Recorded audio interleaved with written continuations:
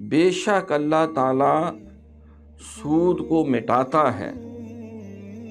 سود کو نابود کرتا ہے، وَيُرْبِي صدقات، اور صدقات کو بڑھاتا ہے،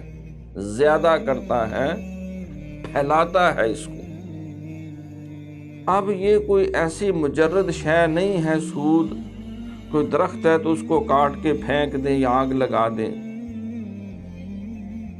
اس کا مطلب یہ ہے کہ جو سودی ہے، جو سود کا کام کرتا ہے، جو سودی نظام کے اندر اپنے آپ کو مصروف کر لیتا ہے، جو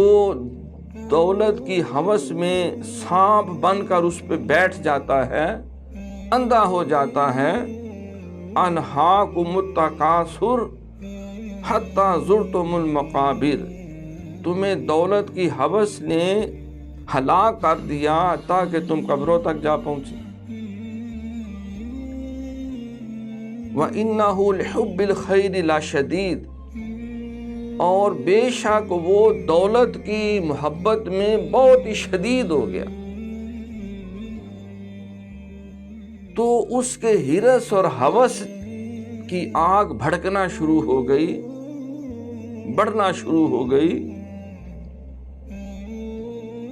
تو اللہ تعالیٰ اس کو نابود کر دیتا ہے، اس کو مٹا دیتا ہے۔ حضور علیہ الصلوۃ والسلام فرماتے ہیں کہ وہ کبھی سیر نہیں ہوتا، کبھی اس سے اطمینان نہیں ملتا، حتیٰ کہ سونے سے بھر کے وادی بھی اسے دے دے تو پھر بھی وہ بھوکا اور کلاش ہو کے پھرتا رہے گا کہ ایک اور ہونی چاہیے۔ صرف قبر کی مٹی اس کی ہرس اور ہوس کو فرو کر سکتی ہے، بجھا سکتی ہے۔ تو اللہ تعالیٰ سود کو مٹاتا ہے، یعنی سودی کو مٹا دیتا ہے،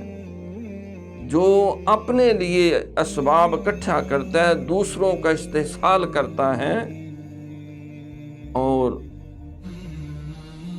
اس کو جمع کر کر کے گن گن کے کمیٹیاں ڈال ڈال کے